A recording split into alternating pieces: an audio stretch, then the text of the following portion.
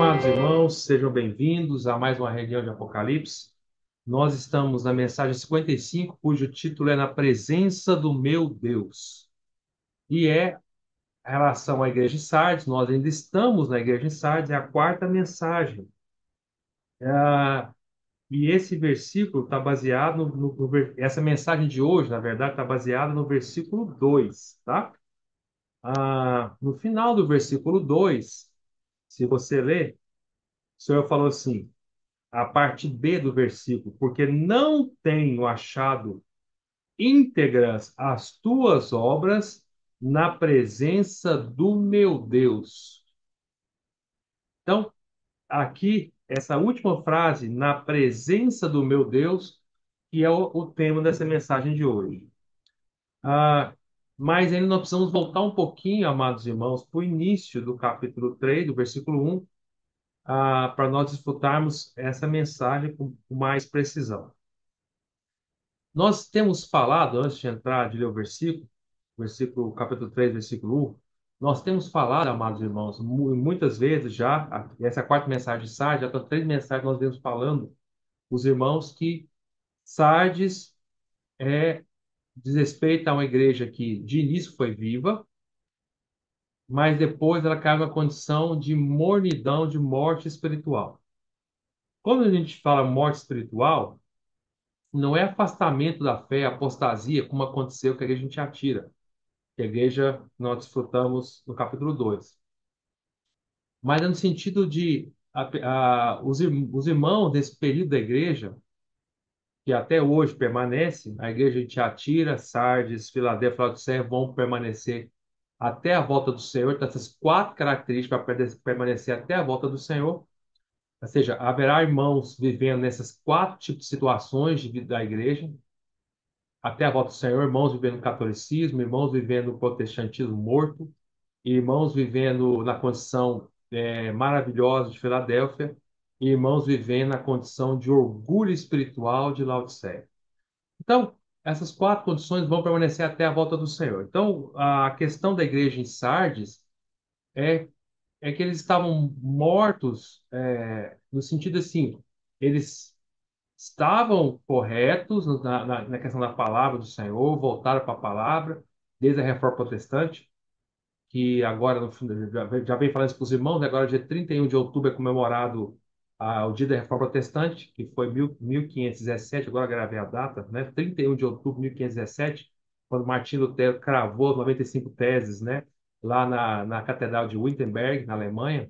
Então, ao fazer isso, iniciou a Reforma Protestante. Então, foi correto, eles estavam corretos em relação à palavra. Em relação à palavra, correto, mas em relação às obras, mortos, em relação à condição espiritual, mortos. E é isso que nós não precisamos, não devemos nunca cair nessa situação. Por isso o Senhor falou assim, vamos ler o versículo 1, o Senhor falou assim: ao anjo da igreja em Sardes escreve. Quando o Senhor fala escreve, dois pontos, aqui o Senhor vai. Eu estou repetindo isso para os irmãos, tá? Isso aqui já foi falado em outras mensagens.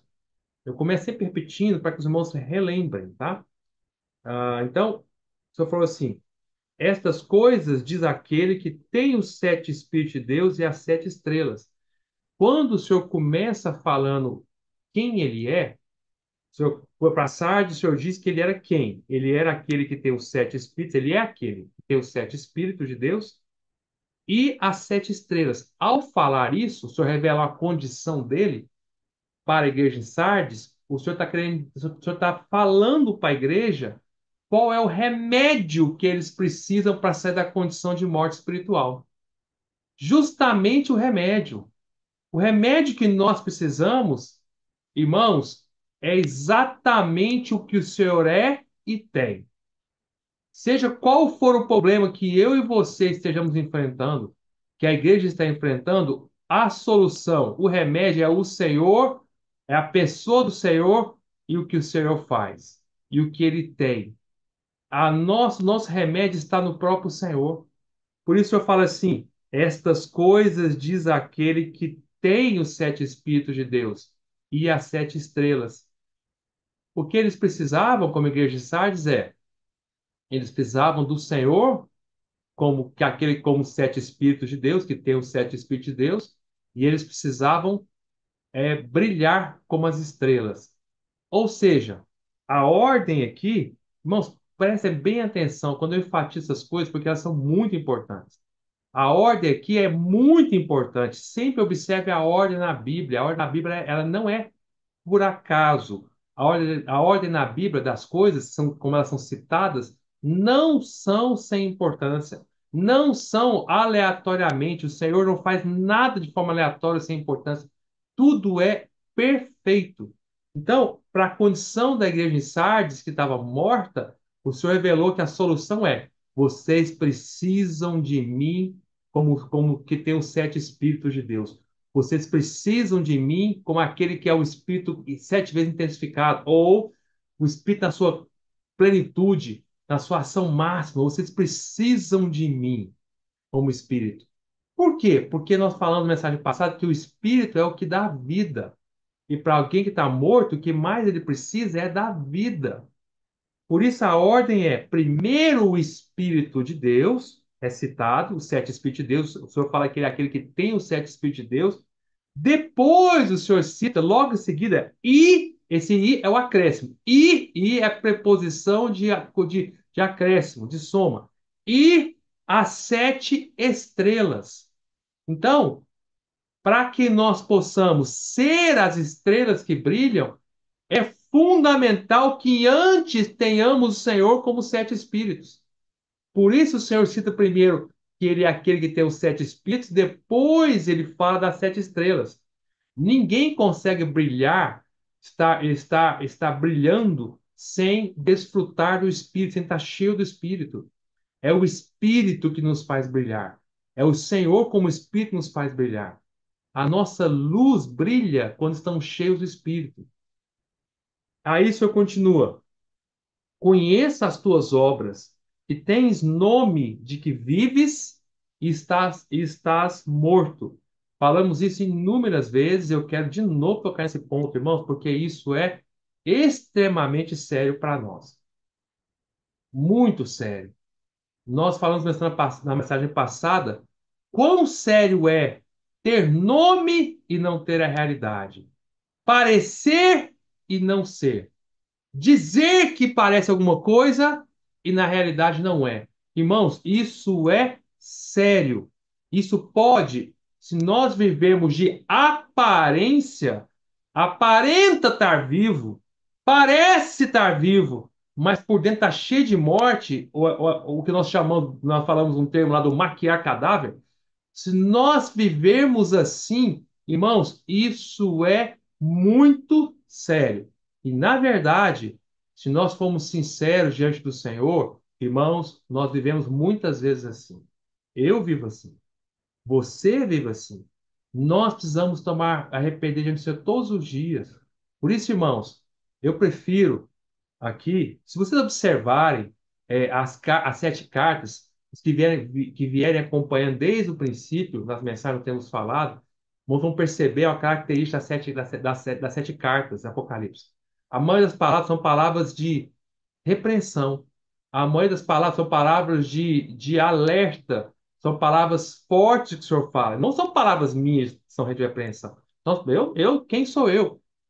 São palavras do Senhor. Se você ler, se você não entendeu ainda, volte e leia com cuidado as sete cartas e você vai ver que a grande maioria das palavras das sete cartas são palavras de repreensão. É claro que sempre no final vem uma palavra de encorajamento, que é a palavra de recompensa que só dá para o vencedor. E também o início também são palavras muito, muito. O início e o final de cada carta são palavras muito corajadoras, porque o início mostra o Senhor quem Ele é. E o Senhor sempre que o Senhor é, por mais que seja é, muito forte quem Ele é para nós, porque aqui é o Cristo ressurreto, é o Cristo em glória, é o Cristo que apareceu a partir do capítulo 1, cheio de glória, nós falamos isso, né?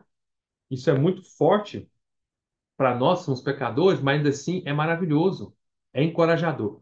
E quando vem no final de cada carta, dá a palavra de encorajamento para o vencedor. É como se eu falando assim: olha, vale a pena me seguir, vale a pena vocês se arrependerem, vale a pena vocês pagarem o preço, porque haverá uma recompensa, haverá um galardão. Eu vou dar algo para o vencedor. Ele promete algo para o vencedor. Irmãos, isso é tão bom. O Senhor não precisa prometer nada para nós, mas Ele promete. Vencedor, Ele dá um monte de promessa para os vencedores. Cada igreja tem uma promessa maravilhosa. Isso é encorajador. Mas no meio da carta, o Senhor dá palavras para as igrejas, palavras fortes sempre, muito fortes. Palavras de repreensão. Por quê? Porque é a maneira que o Senhor tem de nos salvar. Por isso, irmãos, eu prefiro que ouvir em 200 mil palavras de repreensão do que palavras que venham só falar algo que não venha me expor.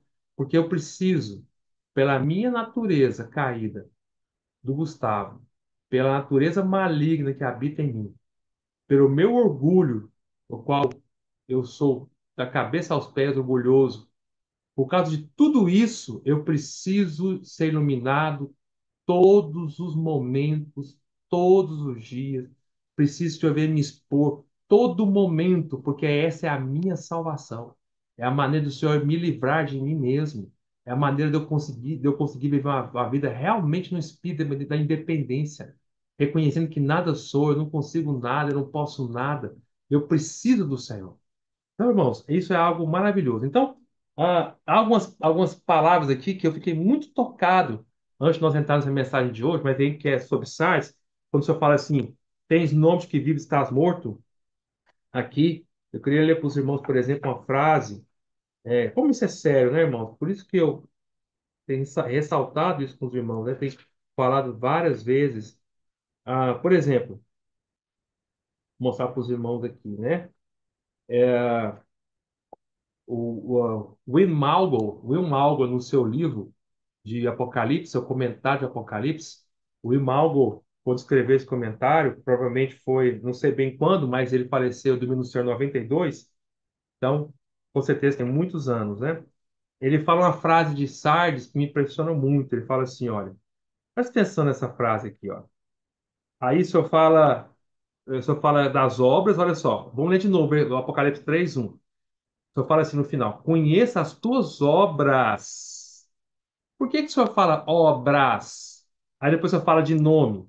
Ó, conheça as tuas obras, vírgula, que tens nome. Mas por que o senhor começa falando de obras e aí depois pula para nome?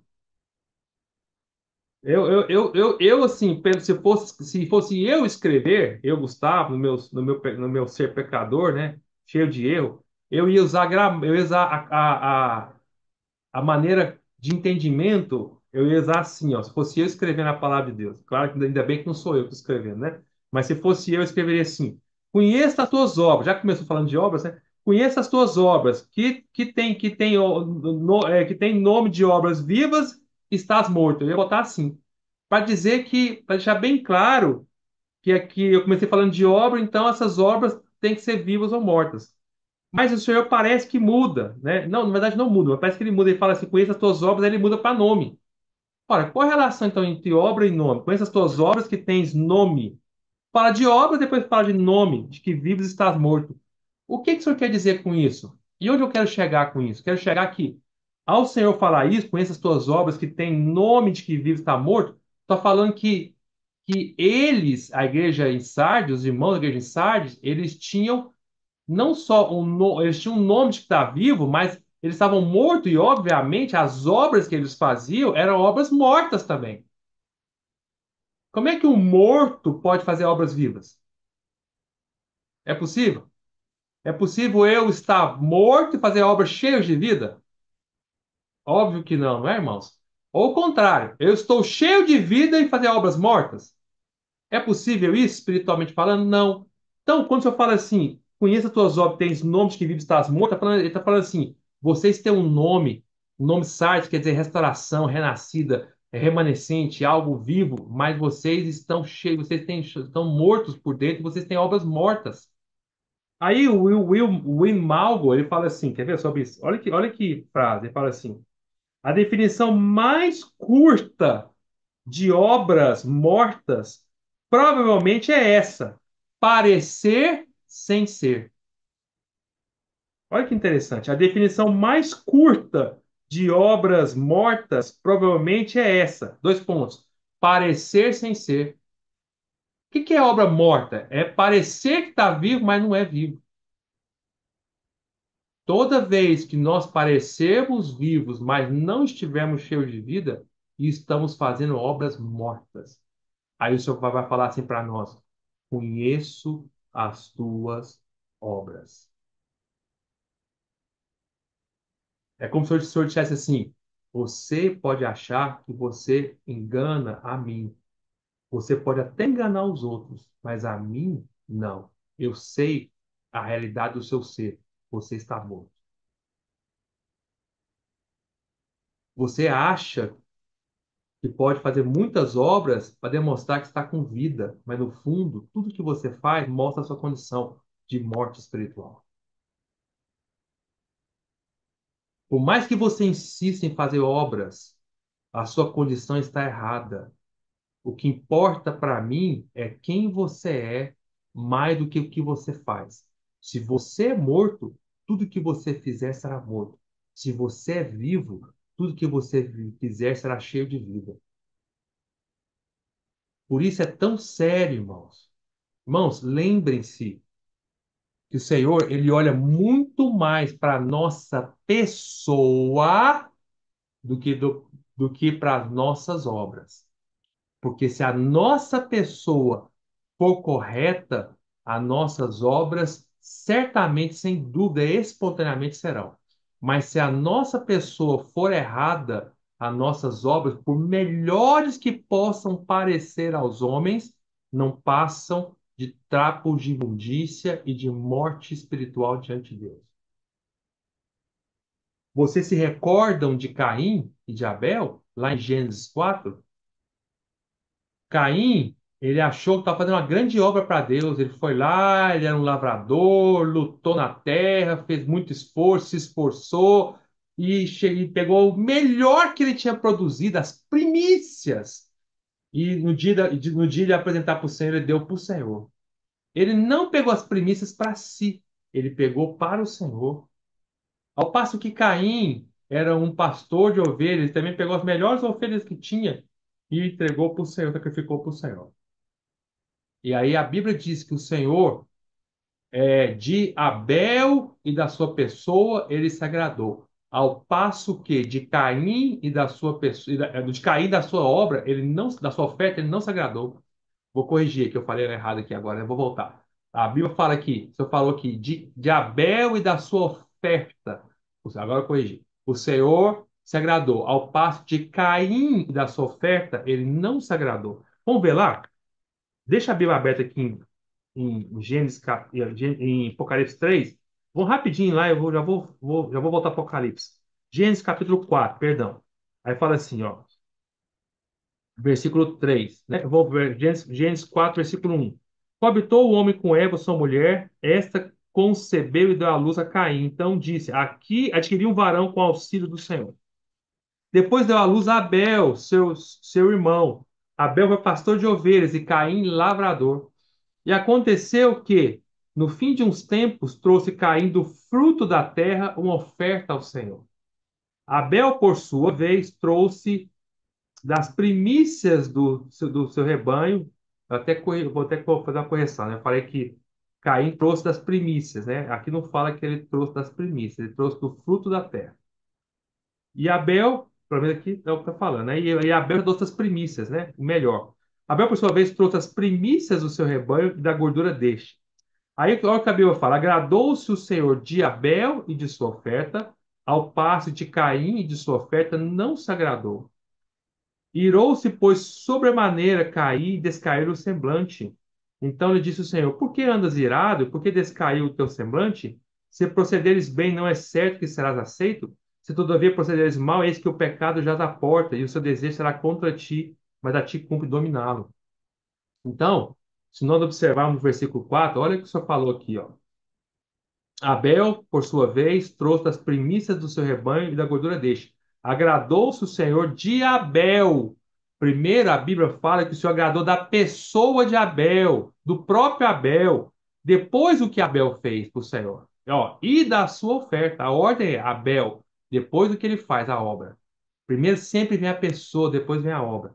Aí fala o versículo 5, ao passo de Caim e de sua oferta não se agradou. Ao passo de Caim, ou seja, o Senhor não se agradou da pessoa de Caim e da sua oferta. Por isso, irmão, voltando para Apocalipse 3, O Senhor se preocupa muito mais com o que nós somos do que com o que nós fazemos. Quem nós somos é mais importante do que no que nós fazemos. Por isso, para a igreja em Sardes, voltando, só falou assim, versículo, capítulo 3, versículo 1. Conheça as tuas obras, que tens nome de que vives e estás morto. Ou seja, eu conheço as obras de vocês. Vocês têm nome que está vivo, mas vocês estão mortos. A pessoa está errada. A pessoa de vocês está errada. Vocês estão aparentando ser alguma coisa que vocês não são.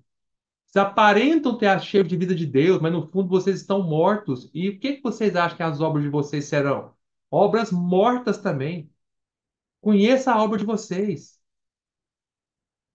Olha o versículo 2. Ser vigilante e consolida o resto que está para morrer, porque não tenho achado íntegras as tuas obras na presença do meu Deus. Não estão íntegras, estão incompletas.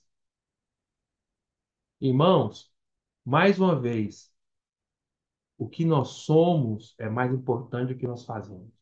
Se nós estamos de realidade, com realidade cheios de vida, o que nós vamos fazer serão obras vivas, cheias de vida. Mas se nós, mesmo aparentando estar vivos, vivendo de aparência, mas por dentro estamos mortos, irmãos, a nossa obra é morta também.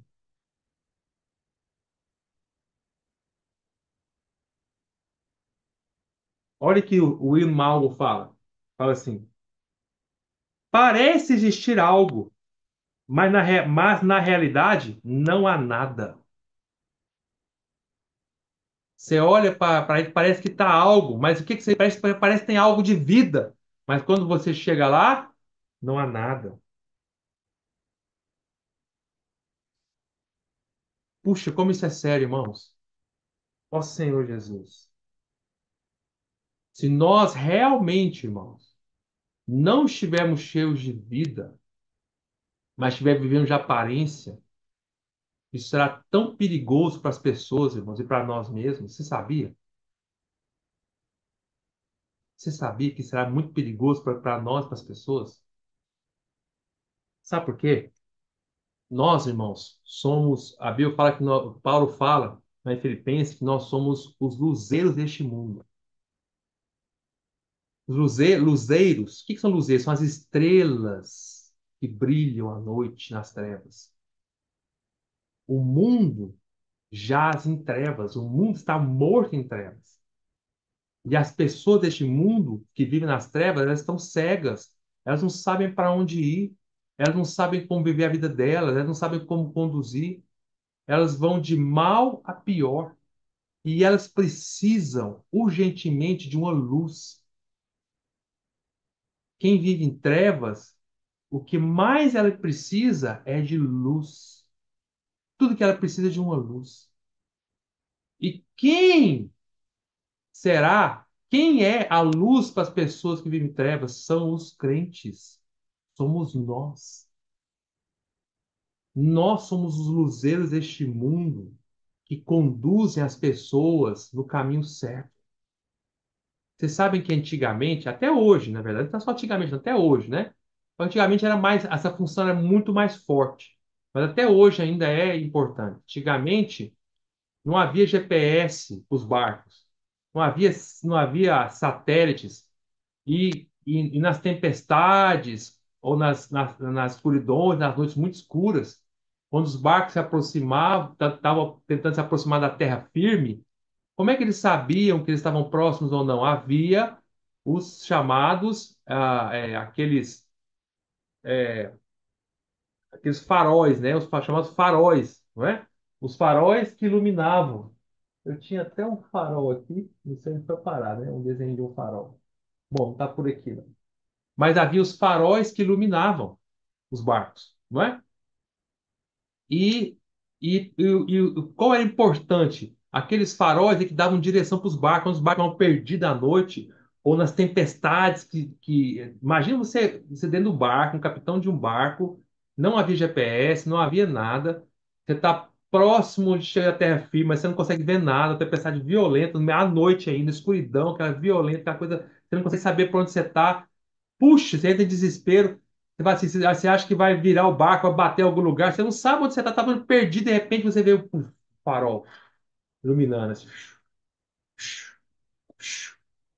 aquele farol iluminando. Pô, irmão, isso é uma salvação. Assim somos os crentes. As pessoas estão convivendo num barco neste mundo, sem direção, sem saberem para onde ir, viver as tempestades da vida que elas passam, as crises que elas passam nas suas vidas, crises financeiras, crises conjugais, crises familiares, crises no trabalho, crises existenciais, por que que elas existem, e crise de depressão, e são as tempestades, entendeu? E elas acham que vão morrer. Não vê luz nenhum no fim do túnel, de repente, puf, surge um crente na vida dela, e esse crente está como um farol, vu, iluminando, mostrando o caminho. Irmãos, isso é a mudança de vida que elas precisam. Isso é que salva as pessoas. Nós somos estes. Agora, o grande problema, mas isso é que nós deveríamos ser. Agora, imagina a situação, pensa na situação de nós sermos um farol falso. Um farol que parece ter luz, mas não tem. Imagina a situação: nós somos um farol que aparenta ter luz, mas não ilumina ninguém. Parece ter vida, mas está cheio de morte. Tens nome de que vives, mas está morto. É o que o Senhor falou aqui, Apocalipse 3:1. Conheça as tuas obras, que tens nome que vives, está morto. Parece um farol, mas não ilumina. E aí, em vez de nós iluminarmos as pessoas para que elas sejam salvas nas tempestades, como o farol deveria fazer, nós levamos as pessoas, por causa da nossa condição caída, morta, levamos a pessoa na direção errada. E aí elas se espatifam no Recife. Os faróis, eles serviam para iluminar os barcos, para não bater nas pedras, nas rochas, nos recifes. Mas como o farol é falso, dá uma indicação errada, porque ele não está realmente vivendo, em vez de nós iluminar as pessoas para ir para o caminho correto, elas se espatifam e morrem nos recifes. Sabe o que é Recife, né? É Recife de corais. Como isso é sério, irmãos? Você fala assim: ah, eu nunca faria isso, eu nunca fiz isso. Irmãos e irmãs, se nós não vivemos uma vida certa diante do Senhor, uma vida cheia do Espírito, realmente tendo realidade, nós vamos fazer isso com as pessoas sim, irmão. Nossas atitudes vão levar as pessoas a se espatifarem. Eu vou ler para vocês aqui, ó, mais uma citação do Will Malgo. Olha que interessante. Presta atenção. Cada um que renasce Cada crente que renasce para uma esperança viva e pertence à igreja de Jesus é chamado a revelar vida. No entanto, com muitos de nós, o verdadeiro estado está em oposição sem o ser real, que é vida. Frequentemente, somos luzes enganosas ao invés de luzes orientadoras, de modo que pessoas se despedaçam nos recifes ao invés de encontrar o porto seguro da salvação. Existem pessoas que ficam desnorteadas com o nosso ser, por não ser visível a mansidão, humildade e clareza do Senhor Jesus, mas o nosso eu, ego, teimoso, ambicioso e orgulhoso.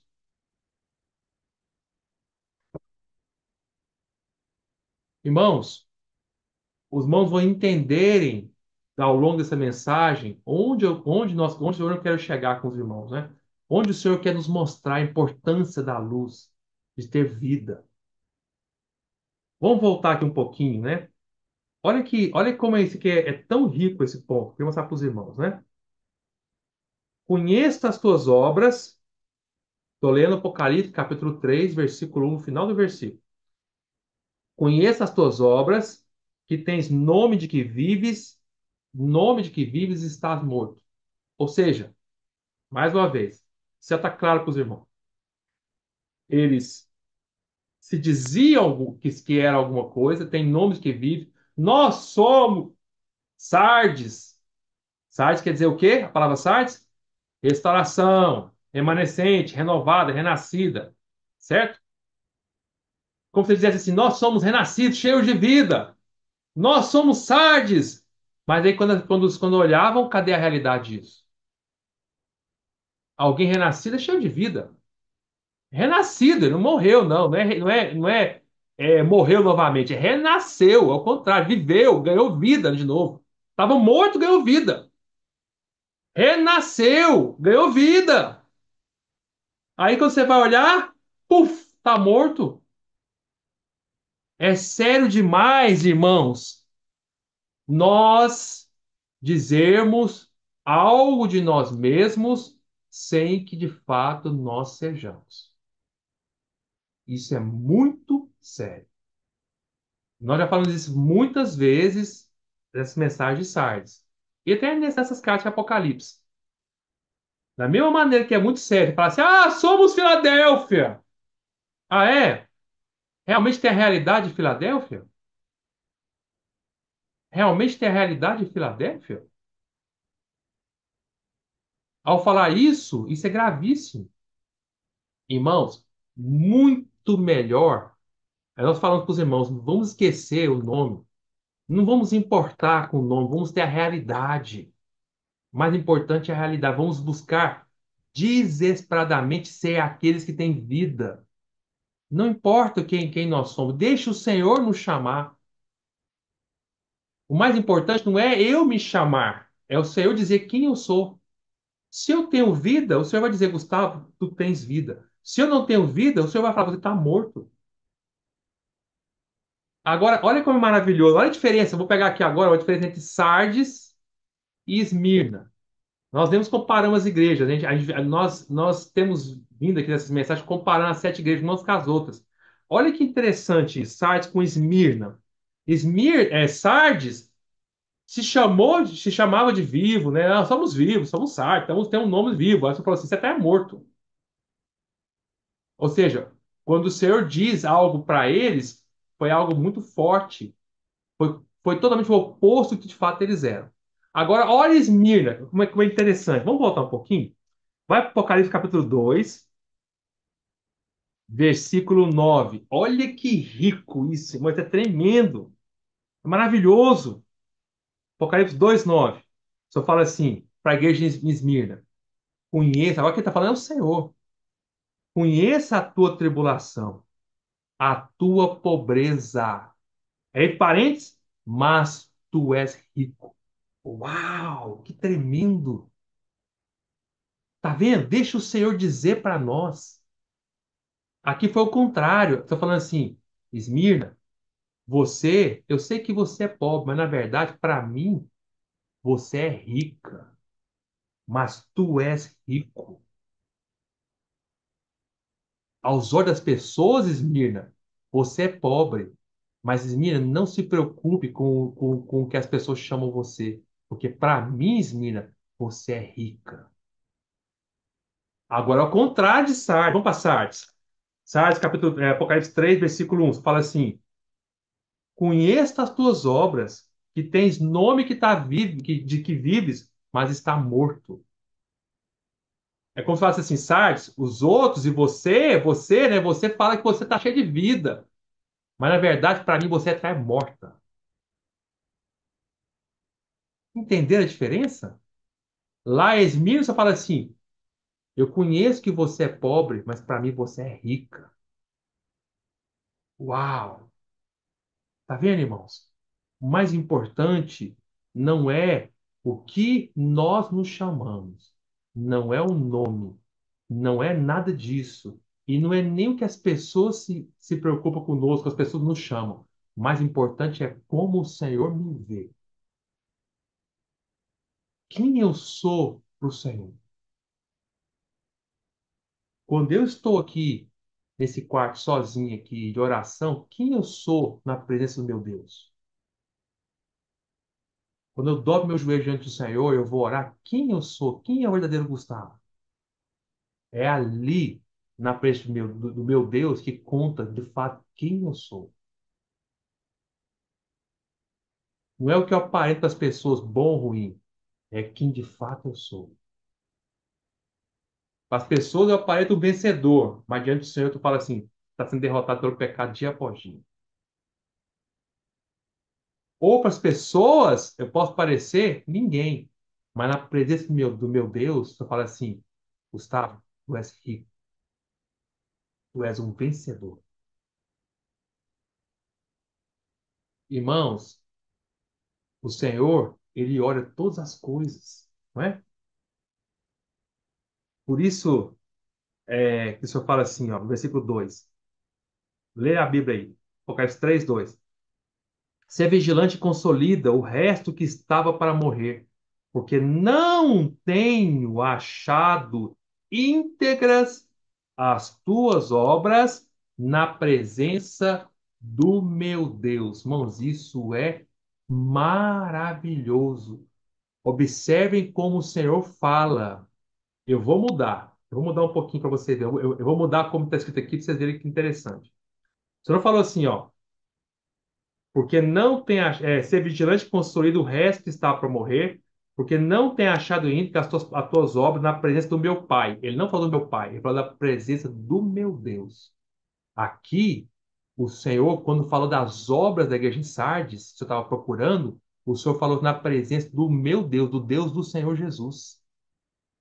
Ele poderia ter usado a presença do meu Pai, mas ele não falou a presença do meu Pai. Ele falou na presença do meu Deus.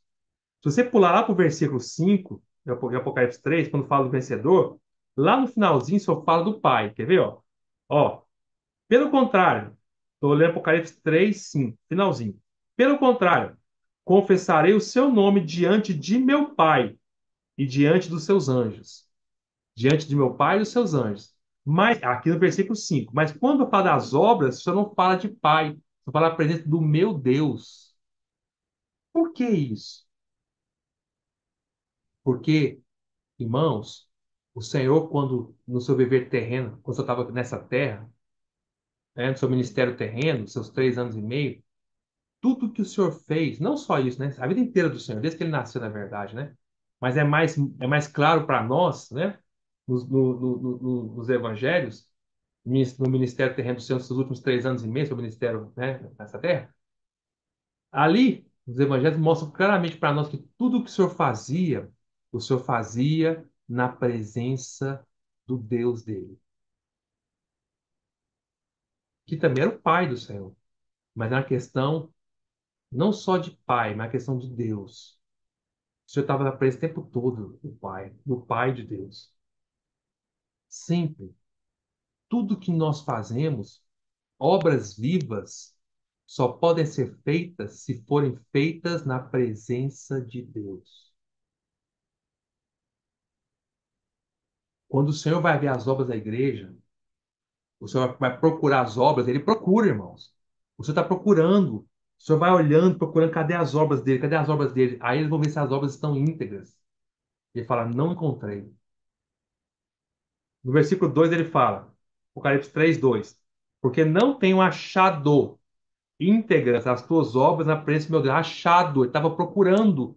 Quem acha é porque estava procurando. Eu estava procurando, cadê a obra dos irmãos? Dos meus filhos. Cadê a obra da igreja de Sardes? Quero ver se estão cheios de vida ou não. Está procurando, procurando, mas não encontra. Por que não encontra? Porque eles não estavam fazendo as obras na presença do meu Deus. Nós devemos servir ao Senhor é na presença dele. Nós devemos servir o Senhor cheios de vida. Por isso que eu falei, irmão, eu estou repetindo, a obra é resultado da vida. Se nós temos vida com Deus, nossa obra será cheia de vida.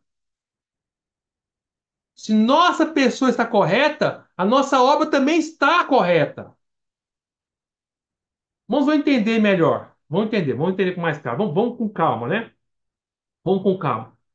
Mas, então, esse ponto eu quero deixar bem claro para os meus, esse ponto quer dizer, irmão, fazer a obra na presença do meu Deus, você está procurando, olha aqui, ó. Gravem isso, porque não tenho achado íntegras as tuas obras na presença do meu Deus. O Senhor estava procurando na presença de Deus, se eles estavam fazendo as obras na presença de Deus. Tudo que não é feito na presença de Deus, irmãos, não acaba. não é íntegra, não termina, não tem fim, para pelo meio, não completa, não é íntegro, não termina, não é cheio de vida. Pode ter tido um bom começo, mas para no meio. Começou na presença de Deus muitas vezes, mas terminou na presença do homem, na carne. Começou no espírito, terminou na carne. Teve um bom começo e o final foi terrível. Então, irmãos, nós devemos aprender a servir o Senhor na presença dele. Qualquer coisa nós façamos para o Senhor, irmãos, não podemos fazer separados da presença do Senhor. Se eu sirvo com as crianças, é resultado de eu viver na presença do Senhor. Se eu sirvo com os adolescentes, é resultado de viver na presença do Senhor. Se eu dou uma mensagem, tem que ser na presença do Senhor. Se eu limpo o chão do local de reuniões, eu limpo na presença do Senhor. Se eu cozinho para os irmãos, eu cozinho na presença do Senhor. Se eu trabalho como médico, lá tem que ser meu trabalho na presença do Senhor. Tudo que nós façamos, irmão, tem que ser dependendo do Senhor. Agora vamos voltar um pouquinho os versículos, o versículo anterior, para que vamos entender isso perfeitamente. Porque o versículo 2, o versículo um, final do um encaixa perfeito com o 2 que vamos entender, tá? Então vamos lá, olha o final do versículo um. Aliás, vamos ler o versículo 1 novamente, ó. Apocalipse 3:1. Ao anjo da igreja de Sardes escreve: essas coisas daquele que tem os 7 espíritos de Deus e as 7 estrelas. Conheça as tuas obras, que tem nome de que vive e estás morto. Então, primeira coisa, se eu cito os 7 espíritos de Deus. Depois eu falo das estrelas, e eu expliquei para os irmãos isso. Para que nós sejamos. Quem são as estrelas? As estrelas são os irmãos e as irmãs que brilham nas igrejas, tá? São aqueles irmãos que brilham nas igrejas. Quando eu falo nas igrejas, não é só no viver da igreja, nas reuniões, não, eles brilham em todo lugar. Naquela cidade onde eles estão, por exemplo, na cidade aqui de Araguaína, eu preciso ser, você precisa ser, se você está aqui em Araguaína, se você estiver em outro lugar, você precisa ser nessa cidade o irmão e a irmã que brilha aqui, não só nas reuniões da igreja, mas onde você estiver, brilha na rua, brilha no trabalho, brilha no relacionamento familiar, brilha. Mas para brilhar, só tem uma maneira de brilhar, precisa estar cheia do Espírito. Não há luz fora do Espírito. Por isso que fala assim, se eu falo dos 7 espíritos, depois fala das estrelas. Quer ver? Vamos entender isso melhor. Quer ver? Vamos ler. Vamos pegar uma figura aqui. Só um pouquinho. Vou pegar aqui atrás para vocês entenderem. Ó, candelabro. Vamos lá. Aí vocês vão entender perfeitamente. Ó, candelabro aqui. O candelabro no Velho Testamento é uma figura muito clara, tá? É, da igreja. Lembre-se, não se esqueçam que as 7 igrejas, que nós estamos disputando aqui, lá no capítulo 1, o Senhor falou para João que as 7 igrejas são 7 candelabros, tá? Olha lá, Apocalipse capítulo 1, no versículo 12, fala assim: voltei-me para ver quem falava comigo. Ó, oh, versículo 11. E dizendo: o que vês, escreve em livro e manda às 7 igrejas, que nós estamos desfrutando aqui. Éfeso, Esmirna, Pérgamo, Tiatira, Sardes, Filadélfia e Laodiceia. Voltei-me para ver quem falava comigo e voltando vi 7 candeeiros de ouro. Então, as 7 igrejas são os candeeiros de ouro. Nós somos o candeeiro, o candelabro. Nós somos o candelabro. Mas como é que um candelabro brilha? Ele brilha por meio de quê? Por meio do azeite que colocava nele. A única maneira de um candelabro, nós podemos ser o candelabro e não brilhar. Por quê? Você pode ser um candelabro e falar assim, eu sou o candelabro nessa cidade. Na cidade de Iraguaíra, nós somos o candelabro. Ah, é? E adianta você ser um candelabro sem brilhar? Isso, ser um candelabro sem brilhar, é ter nome que está vivo e está morto. Ah, eu tô um candelabro e está brilhando? Não, então isso está sendo enganação. Precisa estar brilhando. Mas o que faz o candelabro brilhar? A única maneira do candelabro brilhar é através do azeite que se colocava dentro dele. Que botava fogo no azeite, aí ele brilhava. Mas o que que o azeite representa na Bíblia? O Espírito. Quando nós estamos cheios do Espírito, aí nós brilhamos, pegamos fogo e brilhamos. E quem está cheio do Espírito está cheio de vida. Por isso, irmãos, que aqui no Apocalipse 3, versículo 1, o Senhor primeiro citou os 7 espíritos de Deus, depois citou as 7 estrelas. Porque não há como ser uma estrela que brilha sem estar cheio dos sete espíritos, do Espírito de Deus. Vamos ver o Velho Testamento? Vamos ler lá. Levítico 24. Vamos lá. Corre lá, Levítico 24. Deixa aberto, deixa a fitinha Apocalipse 3. Vamos para Levítico 24. Olha que rico, irmão. Tanto é tremendo isso. Levítico 24. Versículo 1. Aqui está falando, esse trecho aqui, de Levítico 24, versículo 1 ao 4, está falando sobre o azeite do candelabro. Isso aqui, ó. Disse o Senhor a Moisés, dois pontos. Ordena aos filhos de Israel que te tragam azeite puro de oliveira. Mas era só um azeite puro de oliveira que servia? Sim ou não? Não. Olha o que o versículo fala. Azeite puro de oliveira, vírgula, batido. Batido para o candelabro, para que haja lâmpada acesa continuamente. Se o candelabro não tivesse cheio de azeite batido, ele não brilhava continuamente. Ô, irmão Gustavo, por que você está enfatizando azeite batido? Por que isso? Tem um significado maravilhoso. O azeite não era um azeite qualquer, o azeite tinha que ser batido. Por que batido? É o azeite que provém das experiências de sofrimento, de pancada.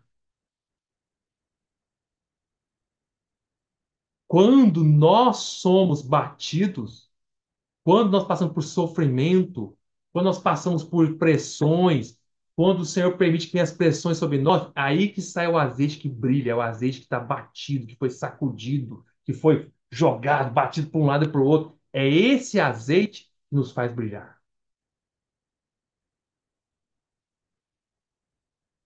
Você acha que faz brilhar é a manifestação de espírito? Você acha que se eu falar em língua, é que faz as pessoas brilharem? Não. O milagre que eu fiz, fiz um milagre, aí faz as pessoas brilharem? Não. O que faz brilhar é a nossa experiência de sofrimento em que o Senhor libera o azeite na nossa vida. Vocês lembram? Vocês lembram quando o Senhor Jesus, estava no final do seu ministério terreno, os seus últimos momentos de vida antes de ser crucificado, para onde o Senhor foi? O Senhor foi para o Getsemane. E lá o senhor sofreu tanto que o senhor orava em agonia, no Getsemane. E lá em agonia, o seu suor se transformou em gotas de sangue. Tamanho o sofrimento do Senhor ali. E Getsemane, sabe o que significa a palavra Getsemane? A palavra Getsemane quer dizer prensa de azeite. Porque naquela região, aquele jardim de Getsemane, onde o Senhor estava, havia várias oliveiras. E eles pegavam as olivas, as azeitonas ali, e pressionavam para fazer azeite. Foi isso que aconteceu com o Senhor. Quando o Senhor estava ali nos últimos momentos da sua vida, ele estava sofrendo tanto, tanto, Senhor, se possível, passa de mim esse cálice. E o suor ali transformou em gotas de sangue. Ali o Senhor estava em Getsemane, estava sendo prensado pelo Pai, como azeite, pelo sofrimento, como azeite, na prensa de azeite. Ali o azeite estava sendo batido, batido, pressionado, porque daí para frente ia brilhar. Não brilhar no Senhor. O Senhor sempre brilhou, mas ele ia entrar para dentro de nós. E o Senhor dentro de nós ia fazer a igreja brilhar. Puf. Irmão e irmã, o que faz nós sermos estrelas que brilham, as estrelas na mão do Senhor, é através de estarmos cheios do Espírito batido, pressionado, o sofrimento, as tribulações, dificuldades. Aí que o crente brilha mesmo. Um irmão que está correto no seu ser, um irmão, um crente que sabe seguir o Senhor, que aprendeu a seguir o Senhor, quando ele passa por sofrimento, ele, em vez de fugir do Senhor, desanimar e abandonar o Senhor, que muitos fazem isso, o que ele abandona o Senhor, abandona as reuniões, não vou para reunião mais. Eu fico impressionado, sabe, irmão? Eu fico impressionado mesmo. Quando o crente passa por qualquer dificuldade, a culpa vai cair sobre a reunião. Puf. Qualquer coisinha que acontecer com ele, ele não vai para a reunião. Puf. Ele vai culpar, jogar a culpa na reunião. Pá. Ou seja, jogar na reunião, jogar em Deus. Eu não vou para reunião. O que foi, irmão? Tô triste. Mas peraí. Você tá triste, você fala também assim, não vou trabalhar hoje não, tô triste. Você fala assim pro seu trabalho? Tô triste, vou trabalhar não. Você fala isso? Não. Você vai trabalhar, mesmo triste, não vai? Por que você vai trabalhar triste então? Porque você precisa. Agora, tá triste? Não vou para reunião. Aí não vai. Ou seja, a culpa sempre cai sobre a reunião. Qualquer coisinha, a reunião vai receber o prejuízo. É como se ele quisesse penalizar Deus. Se eu estou triste, vou te penalizar. Não vou reunir. Isso é o crente que não aprendeu, irmãos. Nunca vai ter o azeite batido, sacudido. Nunca vai brilhar. Quem brilha é o azeite sacudido e batido. Vou te dar um exemplo. Vou te dar um exemplo real que aconteceu. Esse dia eu atendi, só para ilustrar, tá? Esse dia eu atendi uma irmã muito preciosa, tá? E ela me contou uma experiência muito tremenda que aconteceu, ó, há muitos e muitos anos atrás. Mas foi tão tremendo que até hoje edifica as pessoas. Até hoje me edificou. Me contou, me edificou. E eu estou contando para você para edificar vocês. Olha como as coisas, quando nós tomamos o caminho correto da bênção, de não fugir do Senhor, de não lutar com o Senhor, mas de optar pelo Senhor sempre. Isso vai produzir bênçãos que vai durar anos e anos e anos e anos e anos. É o que está acontecendo com essa experiência que eu te contar. Essa irmã me contou do marido dela. Eu virei para ela e falei assim, irmã, ela é minha paciente, né? Ela é uma pastora e o esposo dela também é pastor. Aí eu falei para ela, irmã, eu conheço muito bem a história deles, né? Eu falei, irmã, puxa, eu fico tão impressionado com vocês. Ela falou, por quê? Eu falei, por que que eu fico impressionado, irmão? Sabe por quê? Porque vocês passaram tanta dificuldade com os filhos de vocês, têm dois filhos homens. Tantas dificuldades, então se fosse eu, talvez eu já tinha até desanimado espiritualmente. Falei para ela, né? Desse jeito. Aí ela me contou. Falei assim, puxa, aí eu falei para ela assim, irmã, por exemplo, eu vou ilustrar, falei para ela, vou te ilustrar, irmã. Seu filho mais velho, é, muitos anos atrás, né, isso muito antes eu vim para Araguaína, estou aqui há 10 anos já, muito antes de Araguaína. Se eu vim para cá. Aí eu falei, irmão, eu queria saber que seu filho mais velho, quando ele era jovem, ele passou por um acidente de moto e foi amputado o pé. Puxa, irmã, se meu filho tivesse o pé amputado, eu acho que eu ia morrer. Falei para ela. Porque eu tenho o João Felipe, né? Eu fico doido com ele, né? E só falando para ela. Aí ela falou assim, Gustavo, deixa eu te contar uma história. Aí ela me contou. Você sabe que o meu marido, eu conheço muito bem ele, né? Aí ela me falando. No dia que meu filho teve um acidente, foi num sábado, que amputou o pé dele. Um acidente móvel. No outro dia, o meu marido foi pregar, foi ministrar a palavra de Deus na reunião da igreja. No outro dia, ele foi pregar na igreja. Sabe o que aconteceu? Havia uma pessoa, que meu marido estava pregando o evangelho para ele, e ele estava relutando em crer no Senhor. Relutando, relutando, relutando, não crendo no Senhor. Mas naquele dia, no outro dia, quando ele viu meu marido pregando na reunião da igreja, sendo que o nosso filho tinha amputado o pé no dia anterior, essa pessoa se converteu ao Senhor por causa disso. Porque ele pensou assim, puxa, deve ser muito bom esse Cristo. Como é que uma pessoa, o filho perde o pé no dia anterior e ele está aqui dando uma mensagem todo feliz? Esse Cristo deve ser muito bom mesmo, eu quero isso para minha vida. Foi assim que meu marido ganhou essa pessoa para o Senhor. Vocês estão percebendo, irmãos? Percebendo como é que é uma estrela brilhando? Se nós tomamos o caminho do espírito, do azeite batido, pensa bem, esse pastor no dia anterior ele foi batido, ele foi moído, ele foi pressionado, foi lá no Getsemane, como o Senhor foi esmagado, vendo o filho perder o seu amputado pé. Nem sei como é que eu reagiria. No outro dia, ele chegou na igreja brilhando loucamente com o espírito, com o azeite batido que estava dentro dele. Por quê? Porque ele aprendeu a estar cheio do espírito. É assim que as igrejas que o irmão brilha. E eu fui edificado. Isso tem muito mais de 10 anos. Me contou esses dias. Eu fui edificado. Estou edificando vocês com essa história. Se vocês forem tocados também, porque eu fui. Tá vendo que nossas reações, irmãos, elas, quando são positivas, cheios de vida, produzem resultados que vão durar muitos e muitos anos para frente? Isso vai abençoando gerações, gerações, gerações. Voltando então aqui para Levítico 24, versículo 1. Ordena aos filhos de Israel que te tragam azeite puro de oliveira, batido para o candelabro, para que haja lâmpada acesa incontinuamente. Presta atenção, irmãos, ó. Na tenda da congregação, fora do véu que está diante do testemunho, Arão a conservará em ordem, desde a tarde até pela manhã, de contínuo perante o Senhor. Estatuto perpétuo será esse pelas suas gerações. Ou seja, o candelabro deveria brilhar, principalmente qual hora? O dia inteiro ele tinha que estar brilhando, mas qual era que era mais importante? Ele brilhar durante a noite. Cara, o candelabro ficava aceso o tempo todo no tabernáculo, mas o mais importante era a noite. A hora que Arão tinha que ficar mais de olho no candelabro era na parte do turno noturno. Por quê? Como é que você sabe isso? Porque é a hora que fala, ó, olha aqui, ó, 3. Arão a conservará em ordem desde a tarde até pela manhã, passando pelo período da noite, de contínuo, perante o Senhor.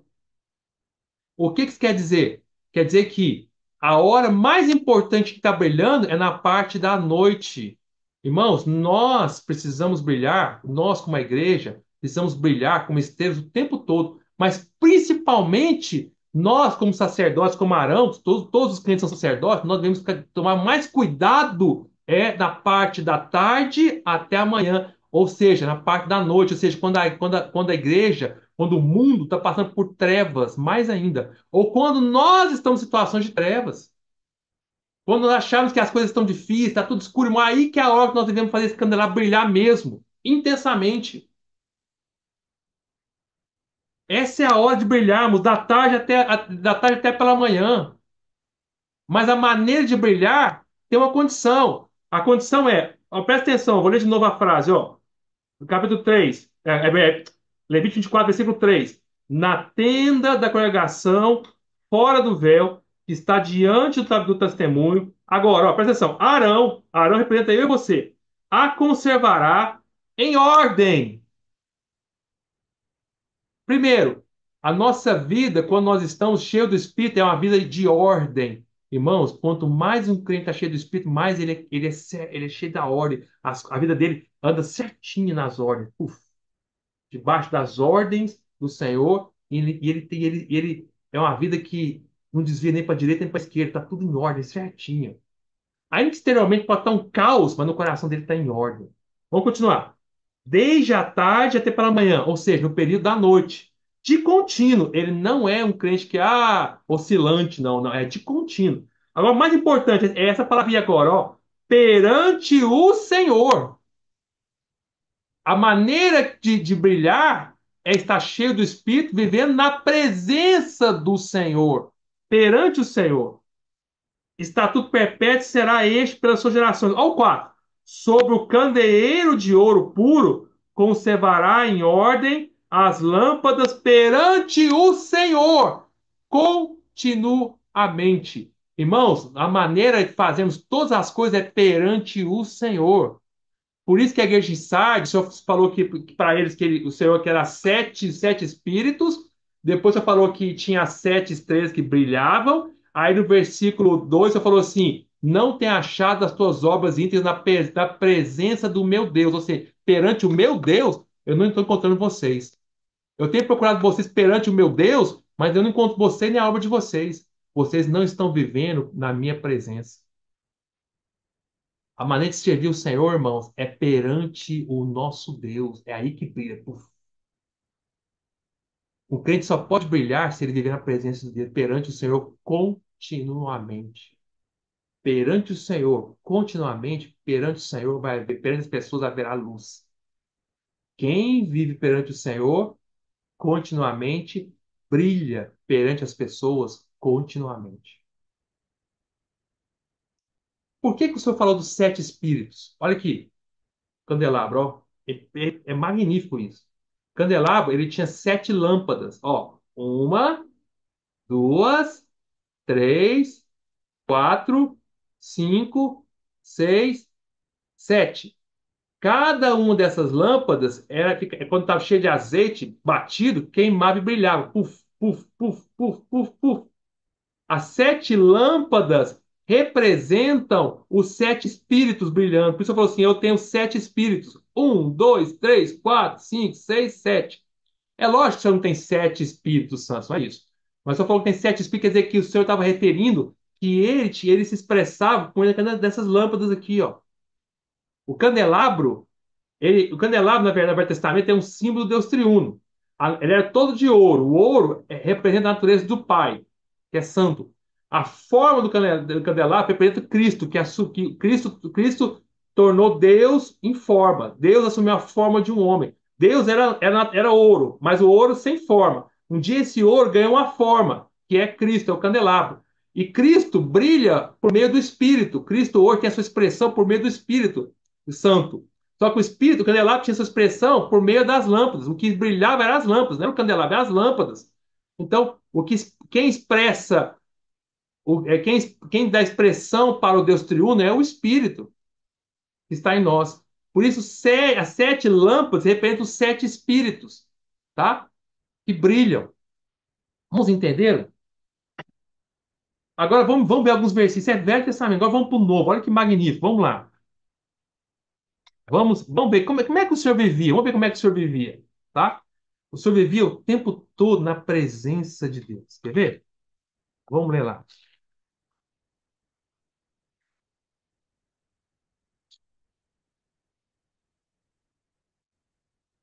Vamos ler. Vamos ver primeiro o Senhor, depois nós falamos de nós, tá? Vamos ver primeiro o Senhor. O Senhor, vamos ver João, capítulo 1. Leia lá. João, capítulo 1. Abram lá comigo, irmão.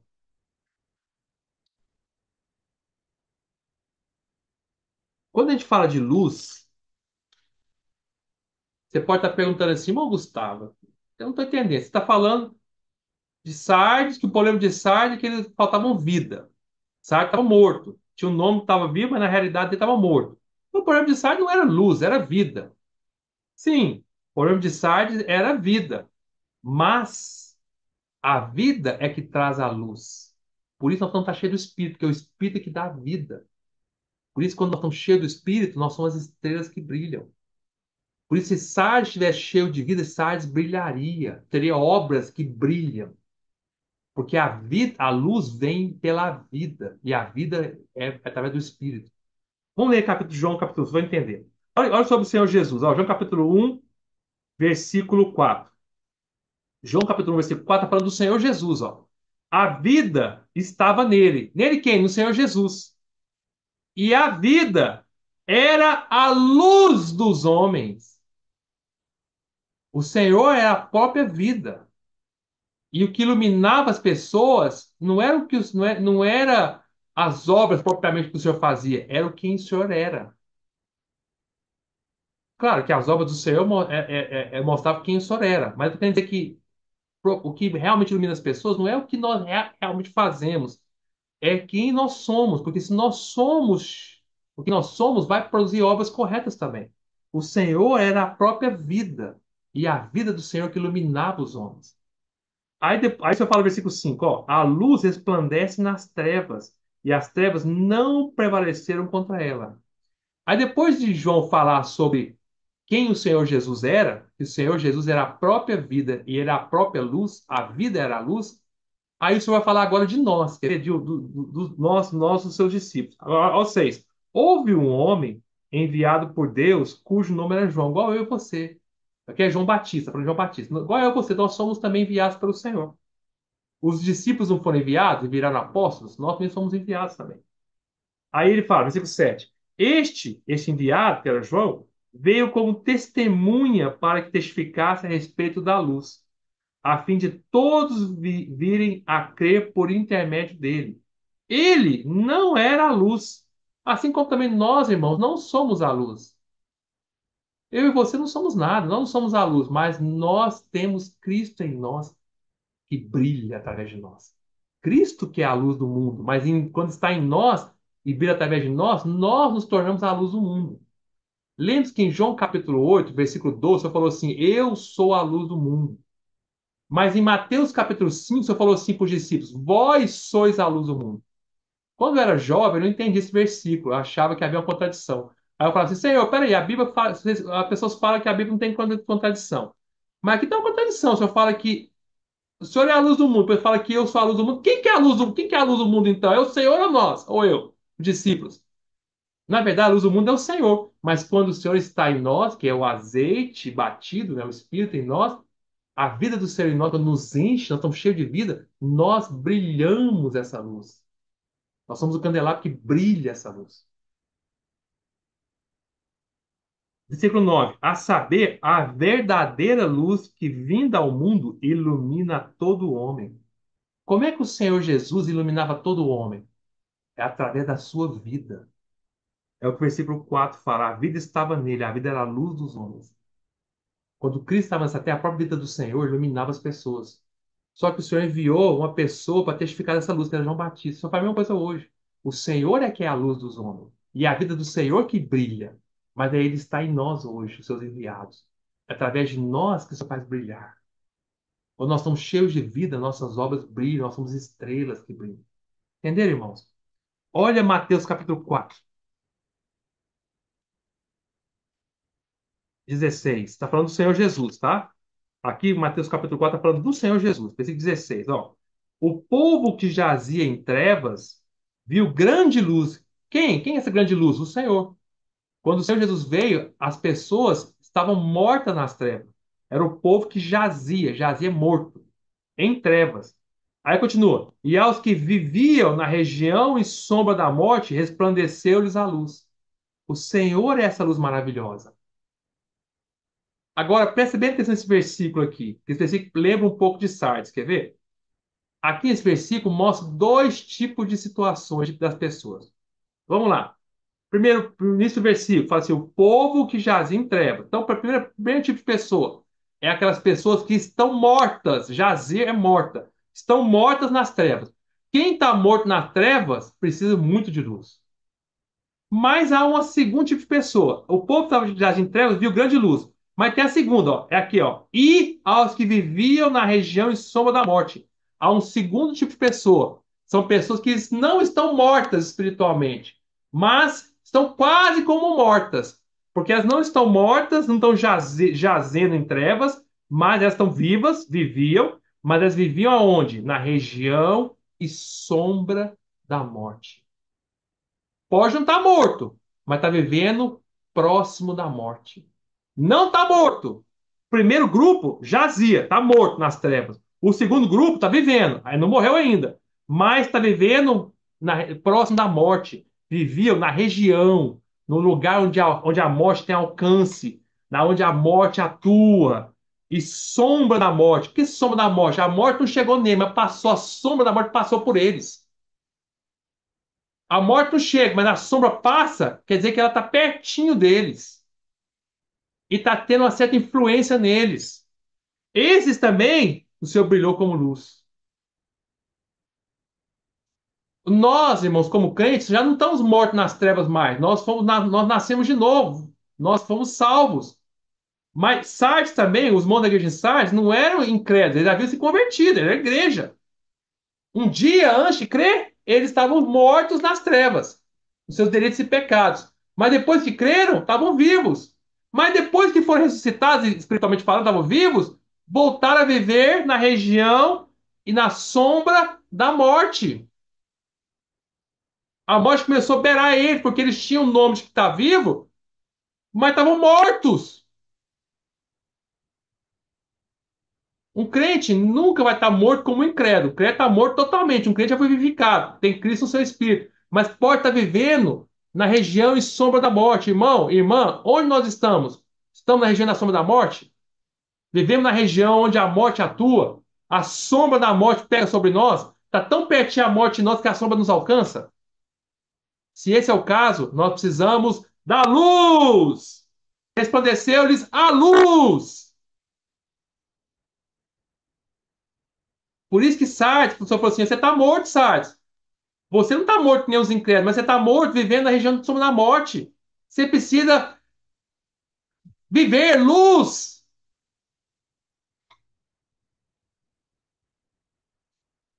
Quando nós vivemos na presença do Senhor, irmãos, nossa vida é cheia de luz. Olha que coisa maravilhosa, quer ver? Por que que nós Quando estamos na presença do Senhor, nós somos cheios de luz, cheios de vida, porque o Senhor vive. O Senhor é a própria vida. E quando Ele está em nós, Ele também nos faz vivos, porque Ele está cheio de vida. João 14, olha o que o Senhor falou aqui, ó. João 14, versículo 19. João 14, 19. O Senhor falou assim: ainda por um pouco, capítulo 14, versículo 19. Ainda por um pouco, e o mundo não me verás mais. Vós, porém, me vereis, porque eu vivo, vós também vivereis. Irmão, se nós estivermos cheios do Senhor, nós vamos estar cheios de vida, porque o Senhor é vivo e Ele nos vivifica. Eu te pergunto, Sardes estava cheio do Senhor? Tinha um nome que está vivo, mas na realidade estava cheio do Senhor? Estava morto? Estava vivendo a presença do Senhor? Não. Nós vendo a presença do Senhor, nós seremos cheios de vida. Olha, vamos ver uma diferencinha aqui. Todo mundo entender negócio de obras. Vamos entender que nossas obras todas têm que ser na presença do Pai? Vocês perceberam que aqui, a igreja de Sardes, o Senhor falou para a igreja de Sardes assim no Apocalipse 3:2, porque não tem achado ímpio as tuas obras na presença do meu Deus. Obras têm que ser feitas na presença do nosso Deus, no nosso Espírito. Nós servimos o Senhor no nosso Espírito, onde o Espírito Santo está, na presença de Deus. Você sabe que no tabernáculo, vou ilustrar isso para o tabernáculo, Velho Testamento, o tabernáculo tinha três partes: tinha o ato exterior, o santo lugar e o santo dos santos. A presença de Deus estava no santo dos santos. Mas os sacerdotes que serviam no tabernáculo não podiam entrar lá. Só podia entrar no Santo dos Santos, na presença de Deus, uma única vez por ano, o sumo sacerdote, só ele. E Moisés tinha livre acesso, né? Só ele, Moisés, que entrava quando ele quiser, e o sumo sacerdote podia entrar uma vez por ano, na presença de Deus. Então, mas todo o serviço que tinha dentro do tabernáculo, o serviço sacerdotal dos sacerdotes, que tinha muito serviço, era acontecia dentro do santo lugar. O santo lugar tinha a mesa do pão da presença, a mesa dos 12 pães da presença, tinha um candelabro, tinha um altar de incenso. Então, o sacerdote, Arão, nós vimos aqui alguns minutos atrás.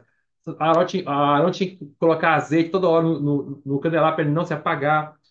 Ele tinha que trocar os pães da presença, tinha que botar e queimar incenso. Então tinha muito trabalho, muito serviço dentro do santo lugar. O lugar de serviço do tabernáculo era o santo lugar. Isso é Velho Testamento. Mas quando chega no Novo Testamento, quando o Senhor morreu, aí lá em Mateus fala que o véu que dividia o santo dos santos do santo lugar, o véu do tabernáculo foi rasgado de cima para baixo. De maneira como o véu foi rasgado, hoje, na realidade, no Novo Testamento, o santo dos santos, o santo lugar, tornaram-se uma coisa só. É um ambiente só, porque não tem mais véu, foi rasgado. Ou seja, o que simboliza para nós hoje? Você sabe que o nosso ser simboliza o tabernáculo para o testamento. Da mesma forma que o tabernáculo tinha um ato exterior, nosso ato exterior é o nosso corpo, que é a parte exterior do nosso ser. O santo lugar representa a nossa alma. E o Santo dos Santos representa o nosso espírito. Aonde o Senhor Jesus, como Espírito Santo, está? Dentro do nosso espírito, que é o nosso Santo dos Santos. E nós servimos a Deus é aonde? Em teoria, na nossa alma. Você serve a Deus é com a sua mente, com a sua vontade, com a sua emoção, que é o santo lugar. Só que na realidade, no Novo Testamento, o santo lugar e o santo dos santos é uma coisa só, deve ser uma coisa só, porque não tem mais véu. Ou seja, nós devemos servir ao Senhor, na verdade, no nosso espírito ligado à nossa alma. No fundo, quem está agindo realmente assim, na prática, visivelmente, é a nossa alma. Mas é através da ligação do nosso espírito. Tudo deve começar no nosso espírito. O serviço a Deus começa no nosso espírito, a presença do nosso Deus. É lá no nosso espírito que a gente começa a servir ao Senhor com a nossa alma. Deve ser uma coisa, um lugar só. Santo, santo, santo lugar devem estar ligados. Por isso, nenhum serviço a Deus deveria acontecer somente na alma, sem estar ligado com o Espírito. Deve começar no Espírito. Por isso que Romanos, capítulo 1, o que Paulo fala aqui, ó. Eu vou levar os versículos para os irmãos rápido agora, por causa do tempo, tá, irmãos? Eu quero ver eu terminar um pouquinho mais cedo para os irmãos compartilharem. Romanos, capítulo 1. Só para exemplificar para os irmãos. Olha o que Paulo fala aqui. Romanos, capítulo 1, no versículo, no versículo 9. Paulo fala assim, Romanos 1, 9. Porque Deus, a quem sirvo em meu espírito, Deus, a quem sirvo em meu espírito, no evangelho de seu Filho, é minha testemunha de como incessantemente faço menção de vós. Como é que Paulo tinha coragem, entre aspas, de botar Deus como testemunha dele? Por quê? Porque ele vivia na frente de Deus. Ele sabia. Pode chamar Deus para testemunhar se não é verdade. Irmãos, eu ouço tantos irmãos falarem assim: ah, o Senhor é minha testemunha. Irmão, cuidado, irmão, você falar isso. Pode ser uma falsa verdade, viu? Só diga que Deus é testemunha se realmente você vive na presença do Senhor. Senão, o Senhor pode ser testemunha contra você. O Senhor conhece meu coração. Conhece mesmo, mas isso é bom ou ruim? E se o seu coração for incorreto, isso é bom ou ruim? Ele conhece. Coração correto ou incorreto, ele conhece. Ai, Deus conhece meu coração. Quando o irmão quer fugir de alguma coisa, ele fala assim: Deus conhece meu coração. Fala, irmão, e você não está indo nas reuniões da igreja? Deus conhece meu coração. Ô, irmão, cuidado, irmão. Deus conhece seu coração. Ele aprova. Realmente você tem coragem de falar que nem Paulo, assim: Deus é minha testemunha de como incessantemente faço menção de vós. Você puxa Deus para o seu lado como testemunha?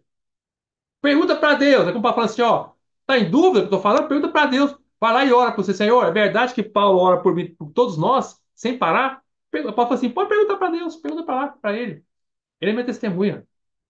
Por quê? Por que que Paulo pode fazer? Porque Paulo vivia na presença do Senhor, ele servia no espírito dele. Porque Deus é quem serve meu espírito, no verdade, seu filho é minha testemunha. Irmão, ele servia no serviço, obra. As nossas obras para Deus começam no nosso espírito. É feito na alma, mas por o início no espírito. Entendeu, irmão? Querendo dizer, você não serve, você não serve as crianças sem a sua alma. Você vê as crianças no meu espírito. Espírito, vai lá e serve as crianças. Mas não existe.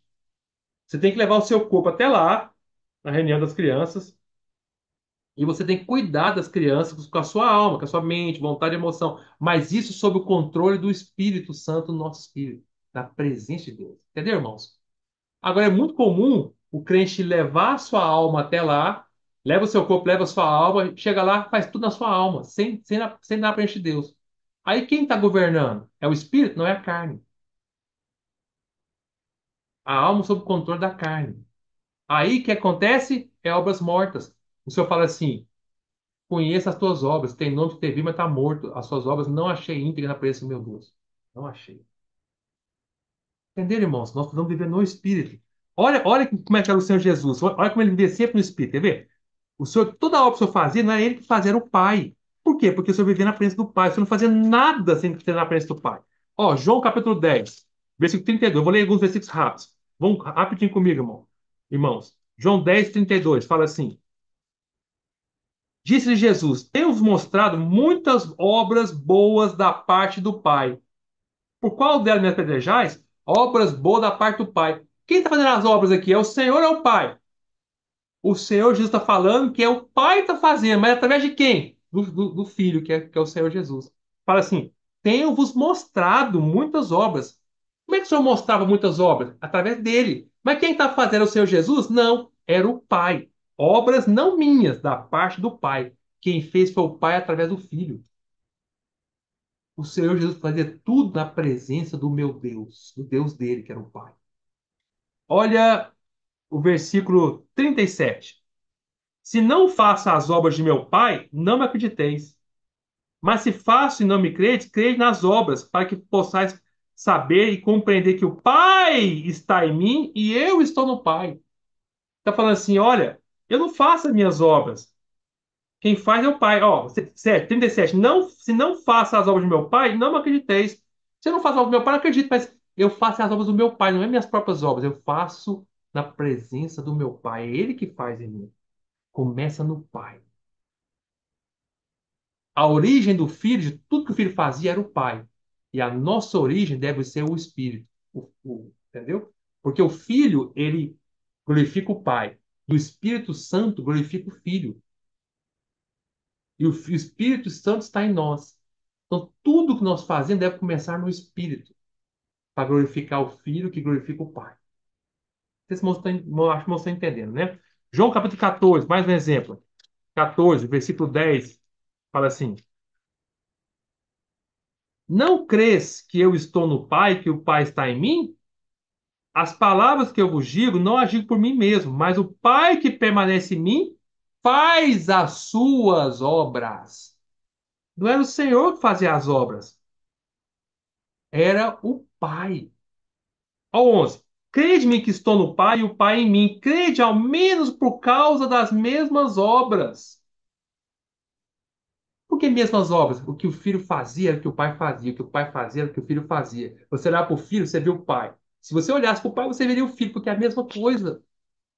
Ele fazia as mesmas coisas. Não eram duas obras, era uma obra só. Se você checasse um, checasse outro, era uma coisa só.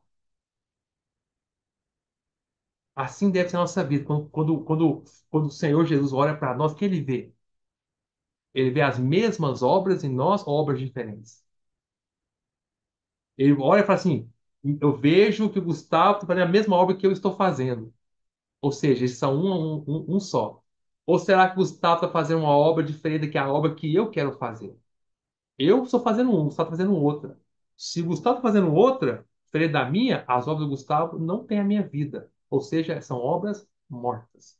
Não tenho achado elas íntegras na presença do meu Deus. Agora, olha Lucas 24, irmãos, é tremendo isso aqui. Lucas 24.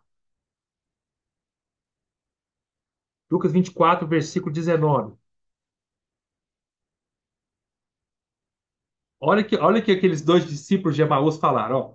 Então, 24, 19. Eles perguntou, quais? Olha o versículo 18. Um, porém, chamado Cleopas, respondeu, dizendo, És o único, ele falou para Jesus, és o único, porventura, que tendo estado em Jerusalém, ignoras as ocorrências desses últimos dias? O Senhor Jesus, perguntou, quais? Qual ocorrências? E explicaram o que aconteceu a Jesus. Aí começaram a falar de Jesus para Jesus, sem saber que era Jesus, né? E aconteceu a Jesus Nazareno, que era varão profeta. Olha só, presta atenção, irmão. Era varão profeta. Poderoso em obras e palavras diante de Deus e de todo o povo.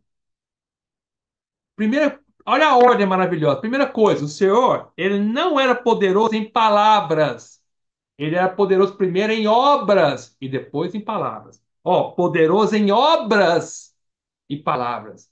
O que o Senhor fazia era mais importante do que ele falava.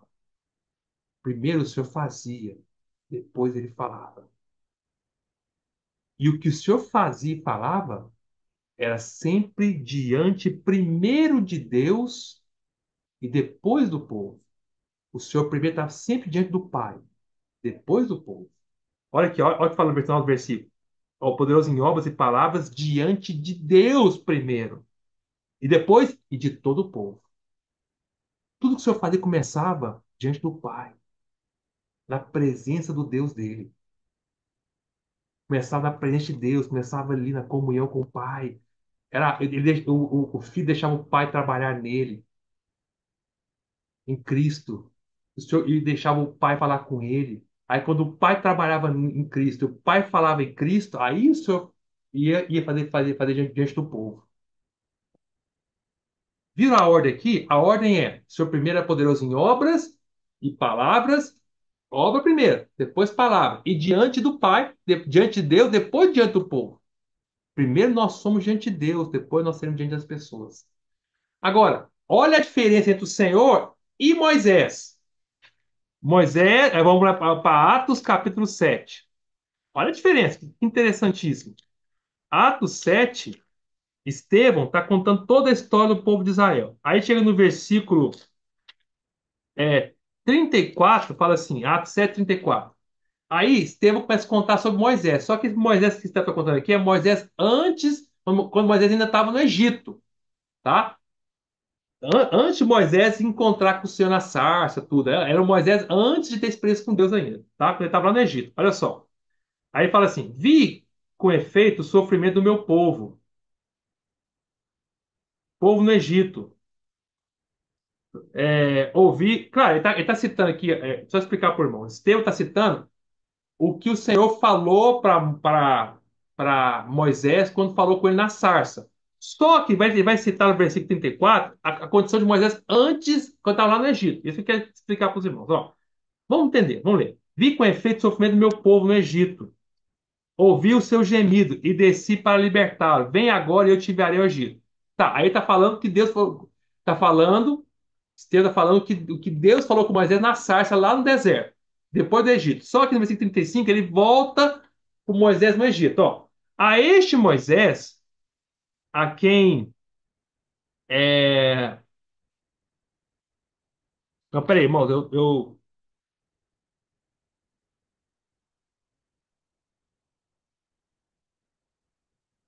Perdão, irmãos, eu tô lendo o versículo errado, desculpe, tá? Por isso eu confundi. É o versículo 22.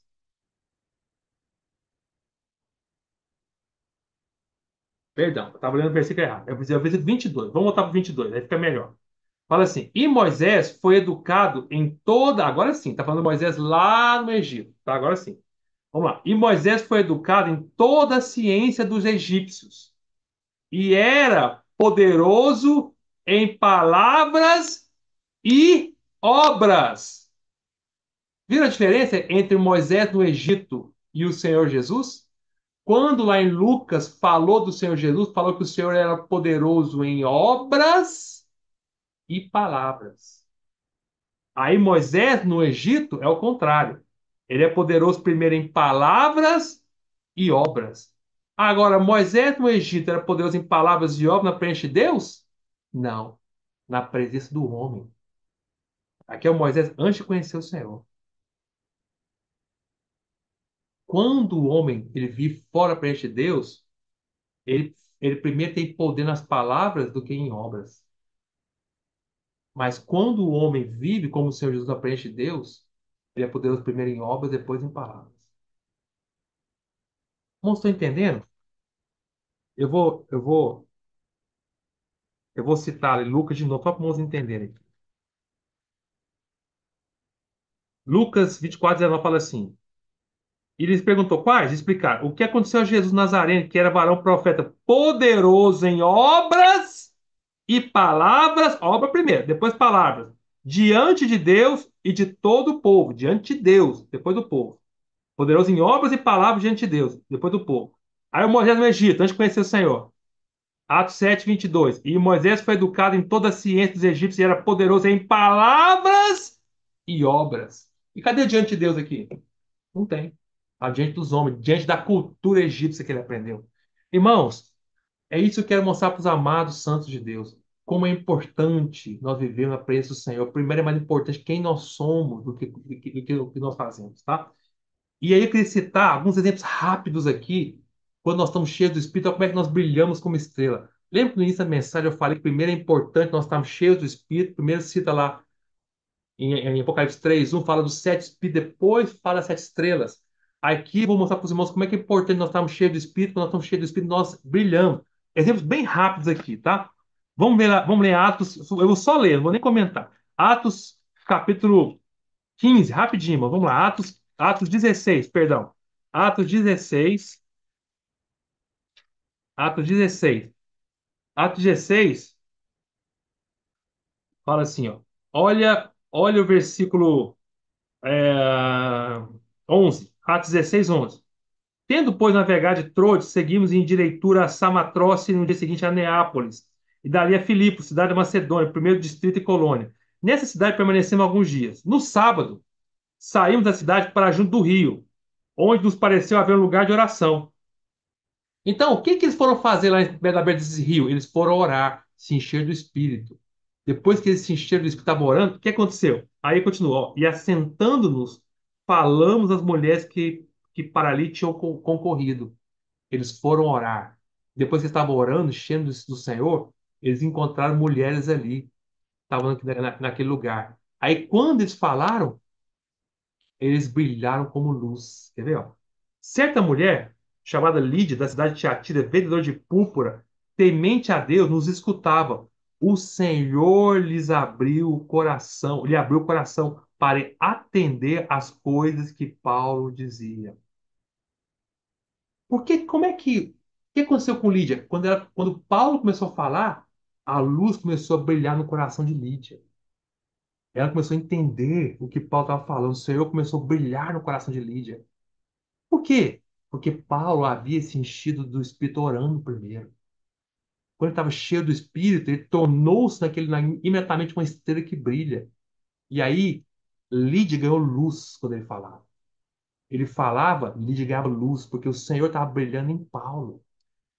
Aí, passa um pouquinho, conta a experiência do carcereiro. Aí, você sabe a história. Paulo e Silas foram presos, à meia-noite eles estavam cheios do Espírito, né? Ó, versículo 25, mesmo capítulo. Volta da meia-noite, Paulo e Silas oravam e cantaram louvores a Deus. E os demais companheiros de prisão escutavam. Ou seja, o que Paulo estava fazendo? Estava enchendo o Espírito, os sete Espíritos de Deus, enchendo o Espírito, enchendo o Espírito. Aí, versículo 26, de repente sobreveio tamanho terremoto que sacudiu os alicerces da prisão. Abriu-se todas as portas, soltaram as cadeias de todos. O carcereiro estava dormindo, né? Aí despertando, que é meia-noite, o carcereiro despertou do sono e vendo abertas as portas do cárcere, puxando da espada, ia suicidar-se. Ele ia se, é como um navio, né? Ele ia se espatifar ali no meio da crise, espatifar nos rochedos, né? Supondo que os presos tivessem fugido, ele estava numa crise, o carcereiro, vou morrer, eu deixei eles fugirem. Aí, de repente, a luz brilha, a estrela que brilha. O Paulo e Silas, cheios do Espírito, começaram a brilhar como estrelas. Aí, ó, o versículo 20. Mas Paulo bradou em alta voz: Não te faças nenhum mal, que todos aqui estamos. Então o carcereiro, tendo pedido uma luz, entrou precipitadamente e trêmulo, prostrou-se diante de Paulo e Silas. Depois, trazendo-os para fora, disse: Senhor, que devo fazer para que seja salvo? Tá vendo? Ele tava brilhando, nessa hora ele foi lá e pediu uma luz. Me dá uma luz! Cara, não é só luz espiritual, também havia uma luz física, né? Tem uma luz ali, uma lanterna. Mas o ponto é, ele tava em trevas ali, o cacete tava pronto para se morrer, se suicidar. Ele tinha desistido da própria vida. Mas como Paulo estavam cheios do Espírito, eles viraram estrelas que brilham, puf, na mão do Senhor. Ali era o Senhor que tem os sete espíritos e tem as sete estrelas na mão. Era Paulo e Cis brilhando. Fala, calma, carcereiro. Eu tenho aqui as estrelas estão na minha mão que vão brilhar porque estão cheias do Espírito. Eles vão te dar luz. Eles vão te dizer o que você tem que fazer. Eles vão te fazer. O carcereiro perguntou assim: Senhores, que devo fazer para que seja salvo? Aí o senhor fala assim: Calma, carcereiro. As minhas estrelas vão te falar o que você precisa fazer para ser salvo. Eles vão te guiar. Eles não vão deixar você espatifar nos rochedos. Eles vão te guiar no meio da tempestade até o ponto seguro, até o porto seguro da salvação. E ao 32, e responder: Crê no Senhor Jesus e será salvo toda a tua casa. E lhe pregar a palavra de Deus e a toda a sua casa. Aí, irmão, você sabe o resto da história, foi maravilhoso, né? Olha o Filipe Eunuco, Atos capítulo 8. É o último exemplo. Aliás, penúltimo, vou ler mais um, vou fazer isso rápido. Atos, capítulo 8. Havia um eunuco, né? Versículo 26. Um anjo, Atos 8, 26. Um anjo do Senhor falou a Filipe, dizendo: Desponte, vai para o lado do sul, no caminho que desce a Jerusalém a Gaza. A tal da faixa de Gaza, tem uma guerra lá, né? E esse achava deserto. E ele se levantou e foi. Eis que um etíope, eunuco, alto oficial de Candace, raiz dos etíopes, o qual era superintendente de todo o seu tesouro, que viera adorar em Jerusalém, estava de volta sentado no seu carro, vinha lendo o profeta Isaías. Então disse o Espírito a Filipe: Aproxime-te desse carro e acompanhe-o. Ó, disse o Espírito a Filipe. Vocês estão percebendo que Filipe está toda hora sendo conduzido pelo Espírito? O Espírito falou assim: Vai para lá, Filipe, o deserto lá. Filipe foi. Aí de repente parece lá o eunuco com o carro. Aí o Espírito fala assim: Felipe, acompanha o carro. Felipe estava cheio do Espírito. Entendeu? O Espírito está agindo na vida de Felipe, estava cheio dos sete Espíritos. Correndo Felipe, versículo 30, ouvindo ler o profeta Isaías, perguntou: Compreende o que vens lendo? Ele respondeu: Como poder entender se alguém não explicar? Ele falou assim: Como é que eu posso entender se não houver uma luz? Eu preciso de uma estrela que brilhe. Quem vai ser a estrela que vai brilhar? Aí o Felipe falou assim: deixa eu te ajudar. Eu vou ser essa estrela que vai brilhar porque eu estou cheio do Espírito. Ele não falou com essas palavras, né? Mas é que eu peço dizendo isso aqui, né? E convidou o Filipe a subir e a sentar-se junto a ele. Ora, a passagem da escritura que estava lendo era essa. Aí tem a história, 34. Então o eunuco disse a Filipe: peço-te que me expliques a quem se refere o profeta. Fala de si mesmo ou de algum outro? Então Filipe explicou. Filipe brilhou. E começando por essa passagem da Escritura, anunciou a Jesus. Irmão, quem está cheio do Espírito, você vai estar pronto para explicar a palavra de Deus, ponto por ponto, e levar as pessoas à salvação. Aí você sabe a história, foi salvo. Atos 9, para terminar. O próximo capítulo. Vocês sabem, Saulo creu, Saulo estava cheio de morte, tal, no caminho de Damasco, ele encontrou o Senhor e creu. E ficou cego, não é? 3 dias. Aí, no versículo 5, Atos 9, 5, ele perguntou: quem és tu, Senhor? E a resposta foi: eu sou Jesus a quem tu persegue, mas levanta-te, entra na cidade, onde te dirão o que te convém fazer. Então, Paulo foi cego. Estava cego, né? Olha o 9. Teve 3 dias sem ver, durante os quais nada comeu nem bebeu. Então você falou assim: Saulo, vai para a cidade cego, que eu vou te enviar a minha estrela, que vai fazer com seus olhos brilharem, sair das trevas. Você vai ganhar a luz com a minha estrela, que está cheia do Espírito. Aí, agora vai contar a história da estrela na mão do Senhor, cheia do Espírito, que é Ananias. Versículo 10. Ora, vim Damasco, um discípulo chamado Ananias. Disse-lhe o Senhor numa visão. Olha como ele estava cheio de visão espiritual, de espírito, Ananias, né? Ananias, ao que respondeu: eis-me aqui, Senhor. Então o Senhor ordenou: dispõe-te e vai à rua que se chama Direita, e na casa de Judas, procura por Saulo, apelidado de Tarso, pois ele está orando. Veja, irmãos, como o Senhor é tão específico, o Senhor é muito específico. Fala assim: ó, vai na rua tal, na casa de tal, procura tal. O Senhor é muito específico, tá? Apesar de estar, pois ele está orando, e viu entrar um homem chamado Ananias, e impor-lhe as mãos para que recuperasse a visão, a vista. Então, vocês sabem, né? Aí, versículo 17. Então Ananias foi, e entrando na casa, impôs sobre ele as mãos, dizendo: Saulo, irmão, o Senhor me enviou. Por quê? Porque ele vivia na presença de Deus. Ele falou assim: olha, Deus para, quando estivesse falando assim: Saulo, irmão, eu estou cheio dos 7 espíritos. Vim aqui fazer uma obra na presença do meu Deus. E ele me enviou para brilhar como uma estrela para você, para recuperar a sua visão.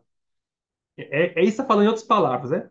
Aí falou assim: Saulo, irmão, o Senhor me enviou a saber o próprio Jesus que te apareceu no caminho por onde vinhas, para que recuperes a vista e fique cheio do Espírito Santo. Ou seja, alguém que é cheio do Espírito Santo vai ajudar o outro a ficar cheio do Espírito Santo também. Ananias era um tal, e ajudou Saulo também a ser um tal. Abra os teus olhos e enche o Espírito.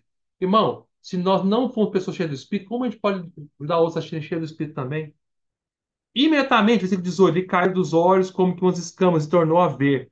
A seguir levantou-se e foi batizado. Oh, Senhor Jesus. Amém. Irmãos, é isso que eu queria dizer para os irmãos. Eu paro por aqui. Espero que os irmãos tenham entendido a mensagem de Sardes de hoje. A questão da importância de estar cheio do Espírito para brilhar. Espírito é que faz o candelabro brilhar. Espírito é que faz a estrela brilhar. E quando nós estamos cheios do Espírito, cheios da estrela de luz, nós fazemos obras sempre na presença do nosso Deus. E elas nunca serão incompletas. Jesus, Senhor.